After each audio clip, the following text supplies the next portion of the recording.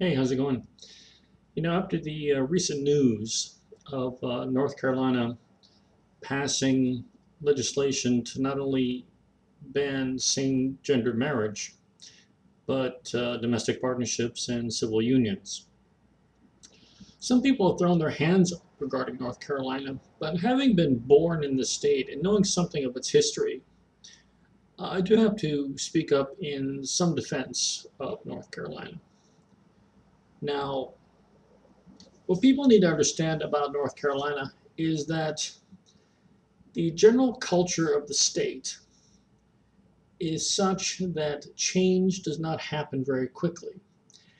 It has historically happened rather slowly, usually through the efforts at first by a small but dedicated group of people. Prior to the Civil War,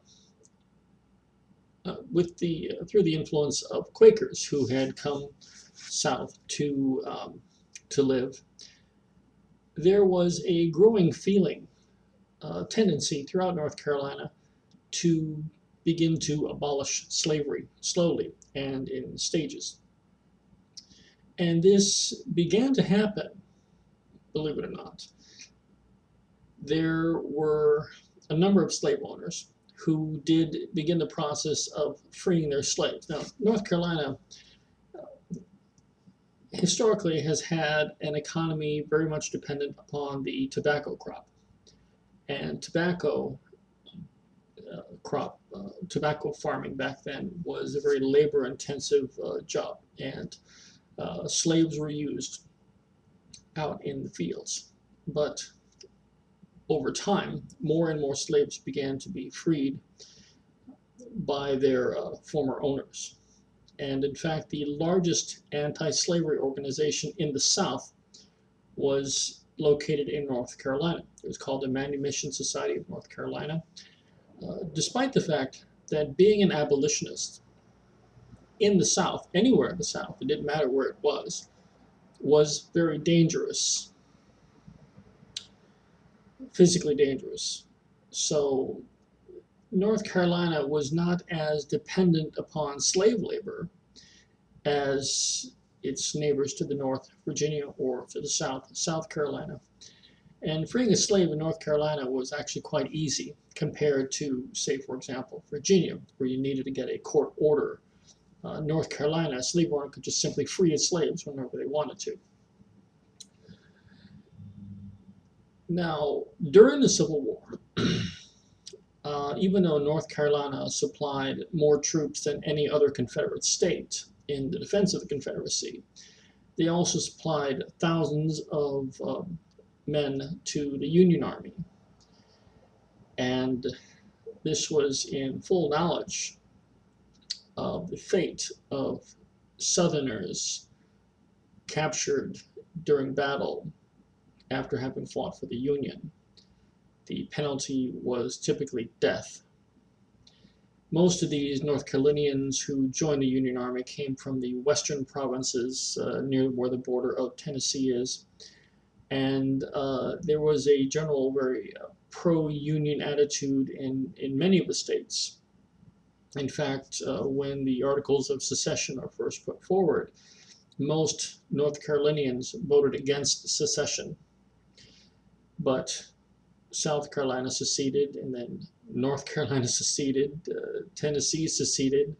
So here was North Carolina surrounded by the Confederacy, and North Carolina was in fact the last of the states to secede from the Union. Now, after the Civil War, North Carolina was, again, very slow-moving compared to the rest of the country. During the First and continuing on in the Second World War began the civil rights movement in that state, where black workers were encouraged to have the double V strategy.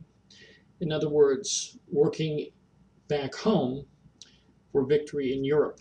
They would also continue to work for victory at home in the United States, fighting for civil rights.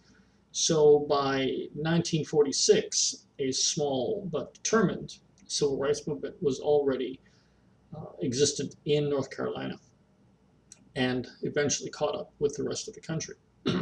Now, these changes happened slowly, excruciatingly, and I don't think anyone was more surprised than I was when Barack Obama carried the state of North Carolina in the last presidential race.